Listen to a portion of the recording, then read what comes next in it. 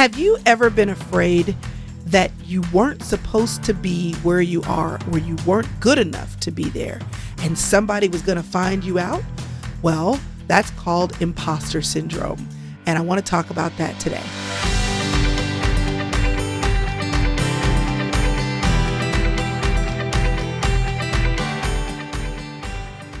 Hi, my name is Crystal Evans Hurst, and I'm glad you're joining me here. Every Sunday night, I release a video on YouTube and Facebook, and I do that so that I can share content that helps you to live life well, that helps you to live life with little regret, and that helps you to recognize that the big moments in life are really made in the small moments. So you have to live those small moments with intention. And I usually record these videos live with my whole inner circle or with a segment of them, and we have a little fun and foolery before and some Q&A and connection after. And what you're getting here is the buttoned up, edited version. I'm glad you're here. Let me ask you now, if you're not subscribed to the YouTube channel or you're not following me on Facebook, do it right now so that you won't miss any other content that I share in the future. I want to talk today about imposter syndrome. Imposter syndrome is something that happens when you feel like, I hope they don't recognize that I don't have the right to be here, that I don't have what it takes, but I hope people don't find out. It is showing up to a certain place in your life and thinking that you don't belong and that everybody else does but you, that you're missing something everyone else has, that you don't know what you're doing, and you hope that you're doing well enough to be able to pull the wool over everybody's eyes because everyone else knows what they're doing but you. The first thing you need to understand is that if imposter syndrome is something that you have felt, and we'll talk a little bit more about what it looks like, you are not the only person who's experiencing it. This is not the only time you have experienced it, and it's not the last time you will either. The good thing to know is that imposter syndrome is usually an indication of something that you need that affirms who you are, something that you need where you need to just walk in fear, even though you're not sure that you have the fortitude to do it. You walk in faith despite the fear.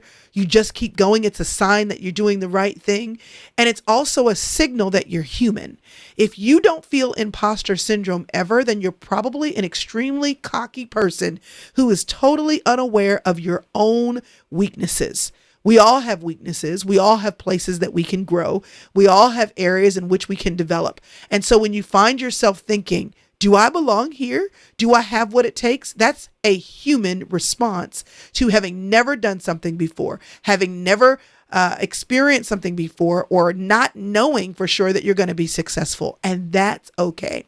The American Psychological Association, the APA, says that imposter syndrome occurs when someone is unable to internalize and accept their success. They often attribute the success they experience, that they're hoping to experience, that they're working to experience, to luck rather than an actual ability or talent. And they live in fear that others will eventually learn they are a fraud. This sometimes happens if you receive an award, or maybe you get a promotion, or maybe there's some kind of recognition and the light burns. So when you are not actually cool with who you are and what you're doing, when someone shines a light on you, then you feel uncomfortable. And this is true, especially if you don't think you deserve whatever it is that you got. Here's the thing. I don't want to be seen when we feel less than. Think about Adam and Eve in the garden, right? They'd sinned.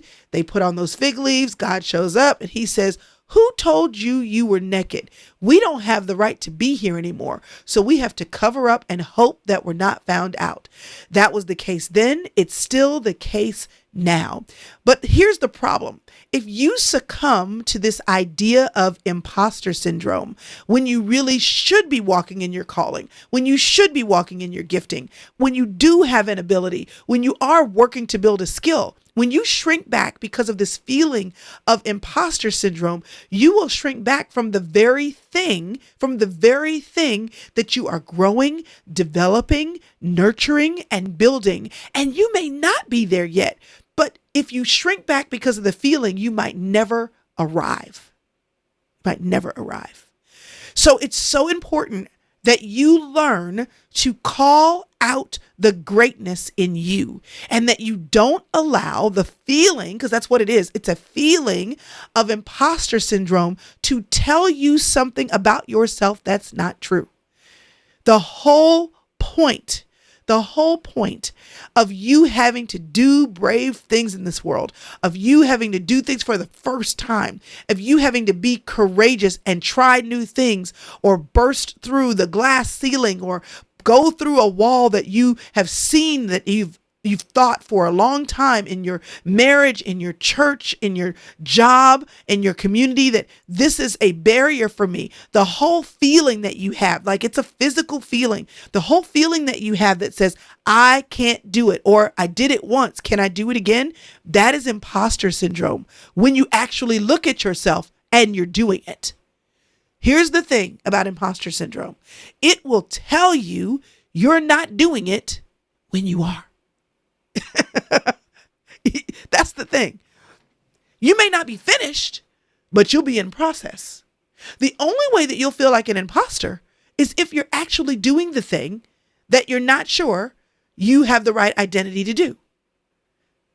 It's like such a ridiculous, circular reasoning kind of lie, because the very feeling that you have of imposter syndrome says, I'm actually doing it and I'm not sure I'm qualified. But if you're actually doing it, then you are qualified because you're already in motion. Do you see how ridiculous it is? And yet, and still, we feel it.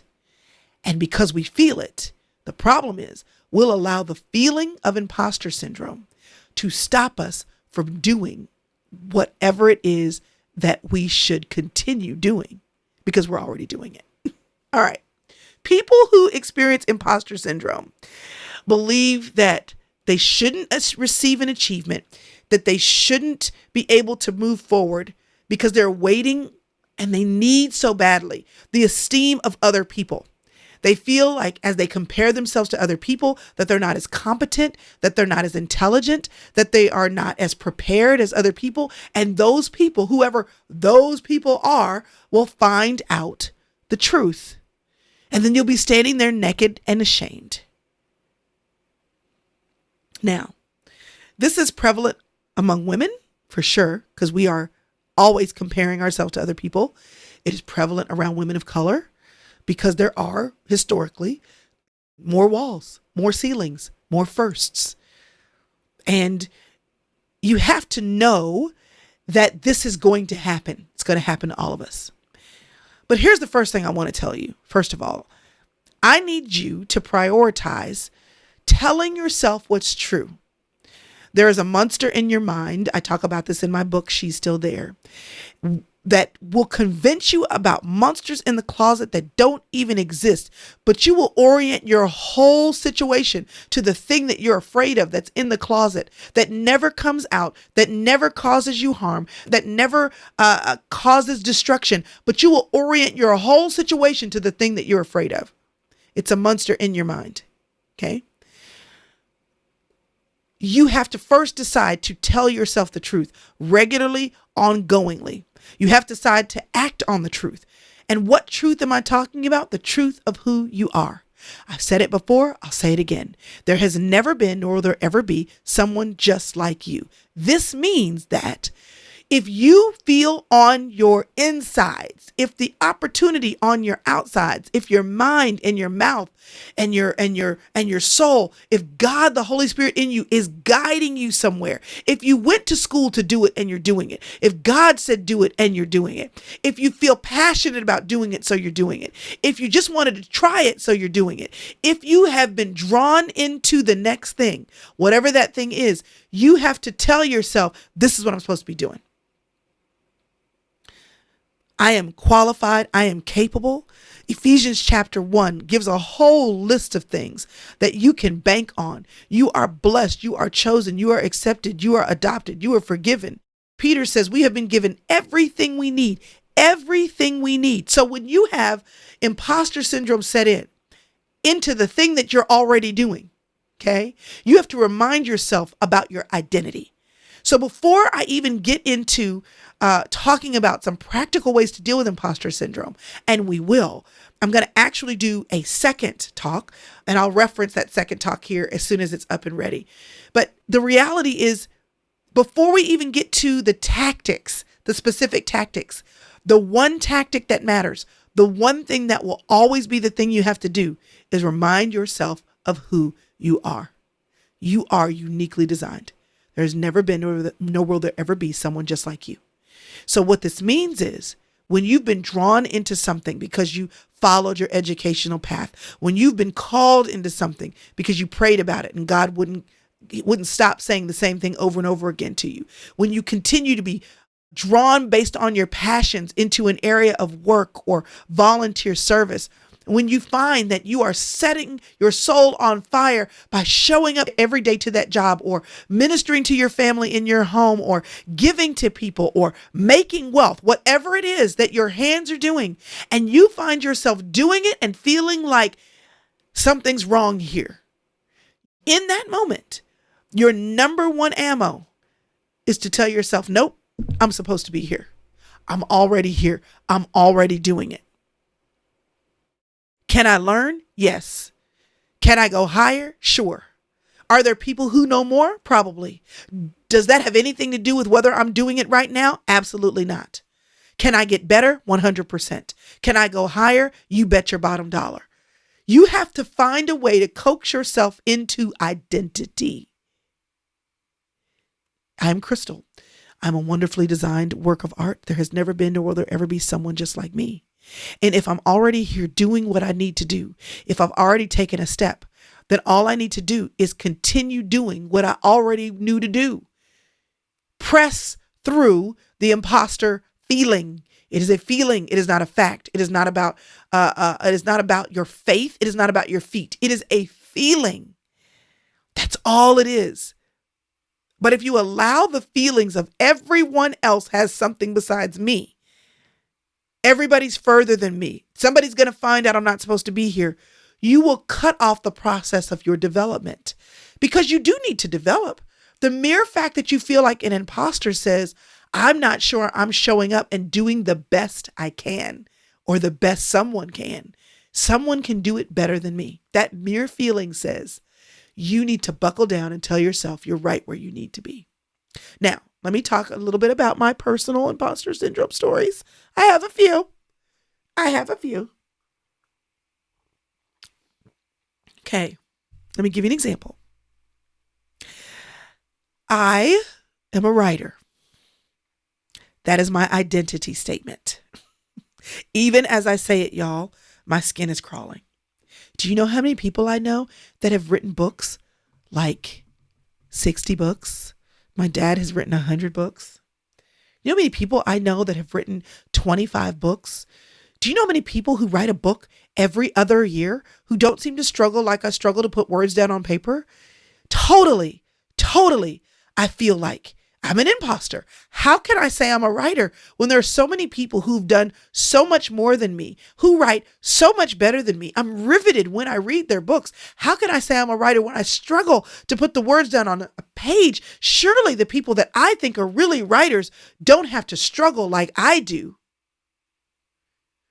Okay, some don't, but a lot of them do. But even if none of them did, if I struggle to put my words down on paper and they end up on paper, and then there are 4 books that have my name on them, I am a doggone writer. If I've had a blog that has been publishing blogs, honestly, if I go back to the very beginning, I've been publishing blog posts for like 15 years, stopping and starting along the way. I am a writer. I have a book on my shelf when I was in Talented and Gifted in the 1st grade, and we wrote a book. I have my words in my 1st grade handwriting on construction paper. The book is cardboard taped together with the clear packing tape. That was my first book. I've been a writer since I was in elementary school, and I still feel like, oh my gosh, I can't even say I'm a writer. Because what kind of writer struggles to write? Or has only really written 4 books. 2 of those were like pen to paper. Like, there are writers who sit down and they just churn it out. I'm not a writer. Do you see what imposter syndrome looks like? And do you see what you do to deal with it? I am a writer. I am a speaker. I speak, minus COVID, 20 to 25 times a year, at least. That does not include the other, anywhere from 5 to 15 times I speak at my church. I am a speaker. But let me just tell you, oh my God! Whenever I go out on a stage to speak, I would say 85% of the time, I am working my hands like this on the side of my thigh. I am thinking, I don't know what I'm talking about. This message is so impotent. It's not going to do anything to change anyone's life. It's too motivational. It's too inspirational. I don't have enough scriptures. I have too many scriptures. Do I have any sticky statements? Is this going to be quotable? Am I going to be able to keep their attention? Am I going to be able to talk for 45 minutes? Am I going to be able to limit myself to 45 minutes? Oh my goodness. Who did they have here last year? Who was on stage before me? And right there on the side of the stage, I am struggling with identifying as a speaker when I have been called in, flown in, contract signed to walk out onto that stage and speak. I spoke this year and 2 years ago to a group of almost 10,000 women. I am a speaker. They wouldn't have called me if I didn't know what I was doing or if I didn't have the ability to stand in front of that stage. They wouldn't have trusted me with that opportunity. But yet and still, I stand on the side of the stage telling myself about all the things I don't think I'm good at, even though I'm already doing it. I am a speaker. But that does not mean that I always feel like I am. So right then and there, I literally have to tell myself, put it on, Crystal. Put it on. I have a friend who has said to me before, Crystal, there's like 2 versions of the speaker, Crystal. Like there's a very quiet, and I want to make sure that you all understand and hear me, and it's passionate and it's wise and it's comforting and caring and approachable. And then there is the dogmatic. I believe what I'm saying. You're going to hear me and I'm going to make sure that this message sticks. I'm going to make you laugh. I'm going to make you cry. I'm going to make sure that you know what I study, that I can turn this thing inside out so that it will be life-changing for you. And I believe that what I'm saying can be life-changing. She said, why are there 2? And I said, because one girl put on the speaker uniform and the other one didn't. Beating imposter syndrome is like putting on a uniform. I can say all day long, I'm not a Chick-fil-A employee until I go to work and put on my Chick-fil-A uniform and put on my Chick-fil-A name tag. And then whether I feel like I'm a Chick-fil-A employee or not, putting on the uniform gives me the license to stand behind the counter and take your order. My pleasure. There are some times in your life where you just have to put on the uniform. What does it look like? What would a speaker look like right now? What is the speaker who I am when I'm in my bathroom in front of the mirror and I'm talking to myself? Yes, I do that sometimes. What does that speaker look like when she's really not afraid of what the people will think? That's the uniform.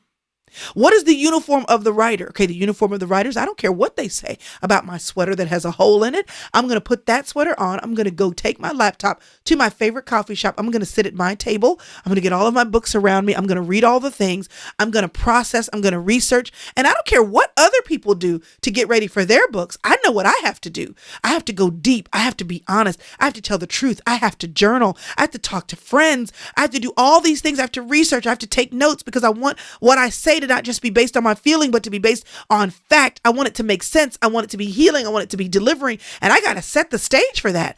That is what looking like a writer looks like for me. Okay, let me give you another one. I'm a leader. Right now, I have, if I look at the roster, it's crazy to say this, okay? If I look at the roster, there are somewhere in the neighborhood of 25 to 30 people that work on our team.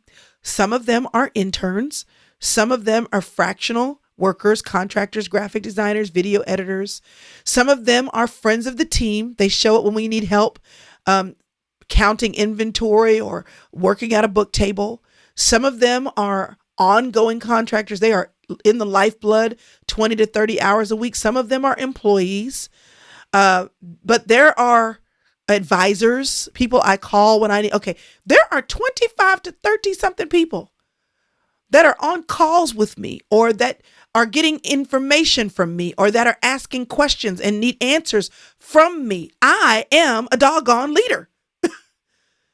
But can I tell you that I feel insecure and totally unprepared for that every single day. I wish you could see the stack of leadership books sitting in my bedroom. I wish you knew about the advising that I get from dear friends who have been leaders of people for a long time, or maybe they're in HR, or maybe they're business coaches. And I say, can you please just help me think through this? How do I deal with this? It's like, because I want to be kind and I want to be loving, but I also know that I have a job to do. And the structure, the organization, the ministry, the people, that means everybody has a role to play. And I have to be the caster of the vision, the director of the organization. I have to say, this is how things go. This is how they work. This is who we are. This is our primary aim. These are our strategic objectives. Here's where we're going in 3 to 5 years. I didn't go to school for that. So I have to tell myself before a meeting sometimes, Crystal, yes, be a democratic leader. Ask opinions, get input and feedback, but you are the leader. This vision was given to you. And not that you don't work with other people, and not that they don't contribute and support and build the vision too. But I can't ask everybody to give me permission to lead the thing that God put in my heart to lead and create. Imposter syndrome says, girl, you have 30 people that report to you in some way, shape, or form, but you're not a leader. Yes, I am. Girl, you are getting on stages 25 to 30 times a year, sometimes speaking to groups of 10,000 people. You're not a speaker. Yes, I am. Girl, you're not a writer, because if you were a writer, you wouldn't struggle. Listen, I have written 4 books. They have my name on them. There's one that's sitting on Amazon right now, waiting for me to finish it, but I'm a writer. Let me give you another example of when this actually hit me really, really hard. And here's why it's so important for you to not succumb to imposter syndrome. This is the story I really didn't want to tell you.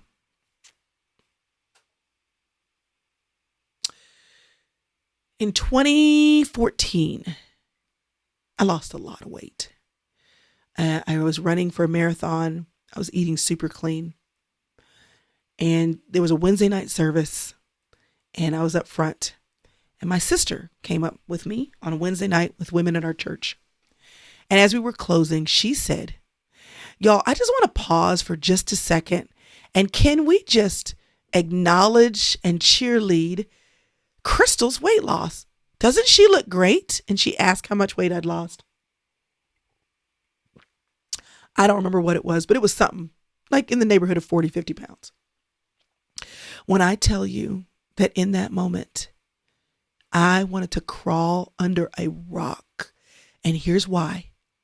It wasn't because I was embarrassed that she told everybody that I'd lost weight. That was evident.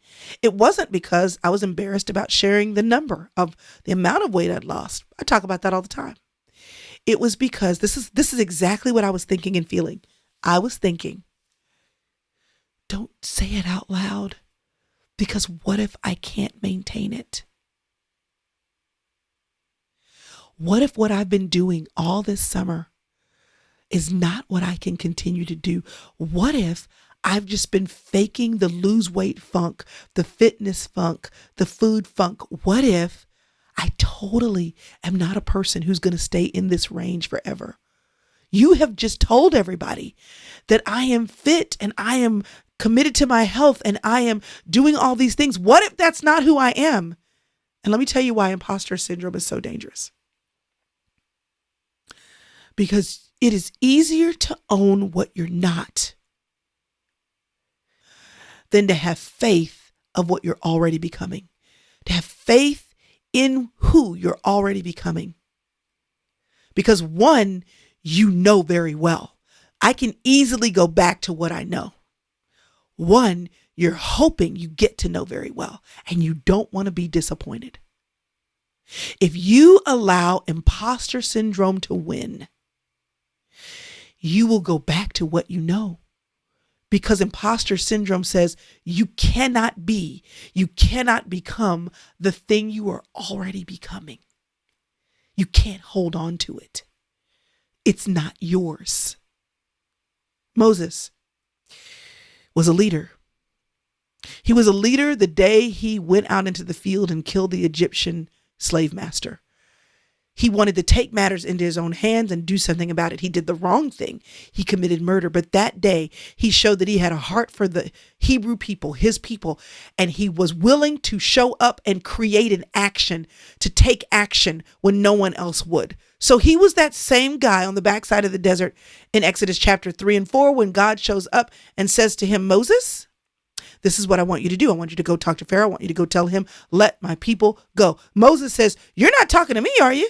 And in Exodus 3 and Exodus 4, he spent so much time going back and forth with God over whether or not he was the right guy for the job.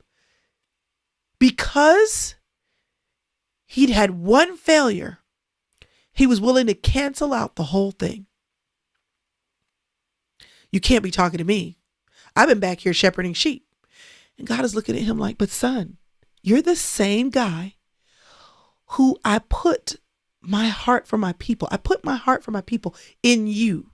You took matters in your own hands. That was incorrect. But you did something. You were willing to go out front and get something done.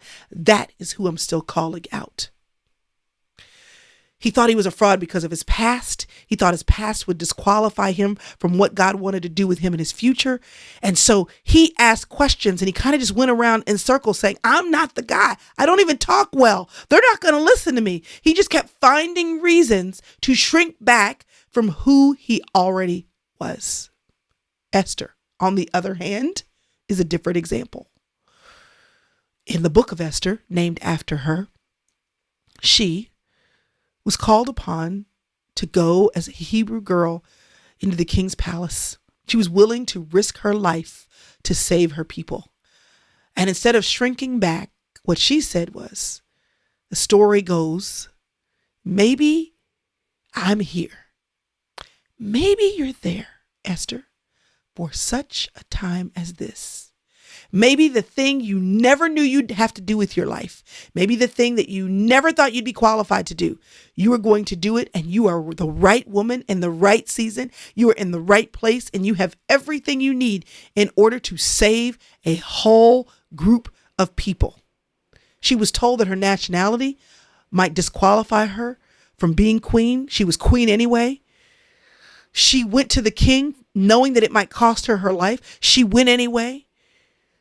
She had imposter syndrome. Am I sure I'm supposed to be here? But she went anyway. And she didn't struggle too long about doing the right thing. We all have it. But are you going to lead the people out of Egypt? Are you going to save a group of people? Are you going to do what God has called you to do or not? And the only thing that stands between the feeling of, are they going to find out I'm not who they thought I was? That feeling and despite what they may or may not think, I know what I'm called to do and I'm going to do it regardless. The only difference between those two, the only space between those two is your decision to say, I am a leader. I am the one to save my people. I am a writer. I am a speaker. I am a wife. I am a mom. I am the boss. I am in charge. I am the minister. I am the pastor. I am the person who can make wealth. I am the business owner. I am, and you tell yourself that until you actually start to believe it. Now, I'm not saying pull something out of a hat and just make something up. I'm saying what you already are in the process of doing. I am a creative. I am a graphic designer. I am a homemaker. I am great with fashion. I am good with people. I am a caregiver. I am good with money. I am. You have to decide to stand in his I am for you. And you say, I am too, because you are created in the image of God. Moses said, who should I say sent me? God said, you tell them, I am that I am sent you. I ain't changing. And I'm not going to be whatever y'all want me to be. I am who I am. You are made in the image of God. So you stand there and you say some days, I am who I am. I may not feel like I'm this person, but I am who I am. I may not look like I'm this person yet, but I am who I am. I may not have all the skills and abilities that I'm working to build, but I am who I am. If you could start owning sooner who you are, 20 something, 30 something, if you would not think it's too late to own who you are, 50 something, 60 something, if you will just decide to own who you are and say, I am, it is who I am. This is what I do when I'm not trying to. This is what I feel called to do no matter what. This is what I keep going back to. I am who I am, and just own it. The voice that comes with that feeling of imposter syndrome would get more and more silent.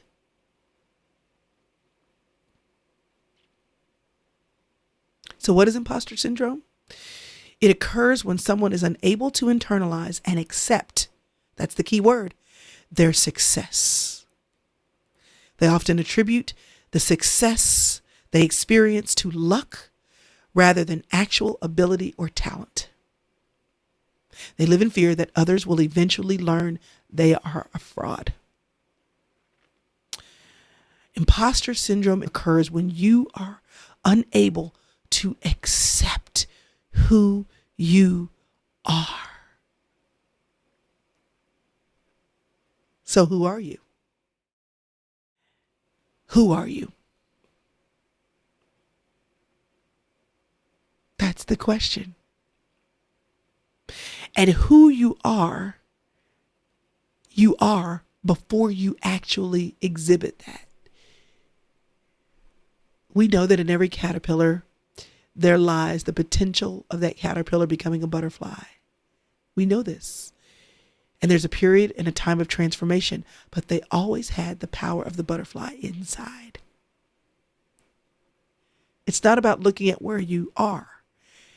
It's about looking at who you have the potential of becoming and claiming it. They went to the moon. Neil Armstrong and them, they took a flag and they stuck it in that loose, sandy surface of the moon, and they claimed it. And before that, it had just been sitting out there. But they knew when they left Earth to go to the moon that when they arrived, should everything go smoothly, that they planned on staking claim. You want to know how I know that? Because they took the stake that held the flag. It went on the ride with them to the moon. So their intention was from the very beginning, before we ever get there, when we do, we have a flag. We have decided before we arrive that we're going to be prepared when the moment comes. That's acceptance. That whether or not you've arrived, you've packed your flag. Do you understand? You've identified who you are despite the fact that you have not arrived at the location of your ultimate success yet. So yes, grow. Yes, learn. Yes, develop. Yes, apprentice. Yes, seek wise counsel. Yes, take the class. Yes, become more and more skilled at what you do. But on your way, take the flag. And decide before you get where you think you're trying to go that you've chosen your identity. Decide who you are before you arrive. And start speaking those things that are not as though they are. How do you beat imposter syndrome? It's really simple. You walk in faith. I hope that's been helpful to you. And I would love for you right now to tell me in the comments, where are you struggling with imposter syndrome? Go on, stake the claim, say what the struggle is. And then what I want you to do is share your identity. Even if you don't feel it, who are you? It's okay to be on the journey and share the journey with others. So go on and tell the truth, shame the devil, and know that this is part 1 of a 2-part series. I've talked to you now about what imposter syndrome is, about the main thing that you have to do to beat it. And then what I want to talk to you next time is about some specific tactical and strategic ways that you can go about walking in your destiny. Because isn't that why we're all thinking about where we want to go? We believe we have a destiny and a purpose. You do. And I want to help you stake the claim. Thanks for watching. If this has been helpful, be sure and share it with a friend. Make sure you're subscribed. Don't forget that. And again, don't forget to jump into the comments and let me know how this message hit you. I know it hit me. Now y'all don't go telling the secrets out in the public, okay? You hear? This conversation was just between us. I'll see you next time.